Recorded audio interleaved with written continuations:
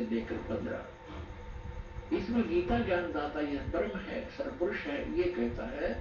कि ये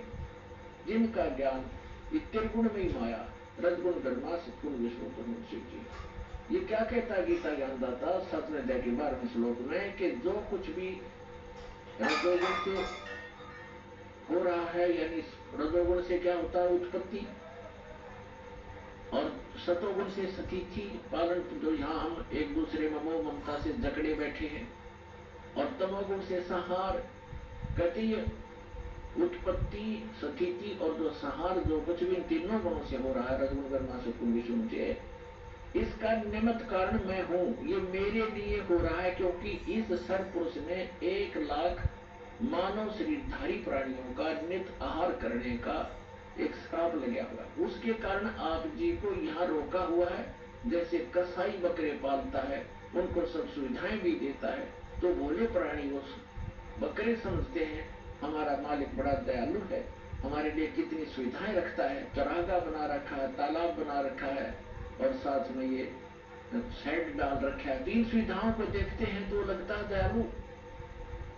और जब उसको आवश्यकता पड़ती है वो नहीं देखता किसका बेटा कट रहा है, किसकी बेटी, हाँक लेता है, मोटे मोटे निकाल कर काट देता है, अपना उल्लू सीधा करता है। उस समय वो रोते हैं, भागते फिरते हैं, कर्राट बच जाता है, उनमें हाहाकार बच जाती है।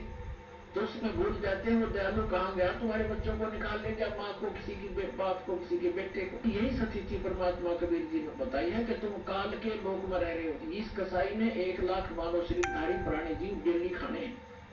और जिस कारण से आपको सब सुविधाएं जो प्राप्त है, इनको देखकर आप सोचते हो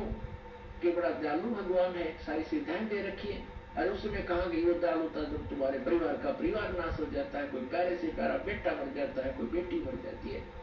माँ बाप मर जाते हैं। उस समय हमें वो बुद्धि हमारे अंदर नहीं थी, क्योंकि परमात्मा ने स्वयं आकर के वो ज्ञान दिया, तो अब हमारी बुद्धि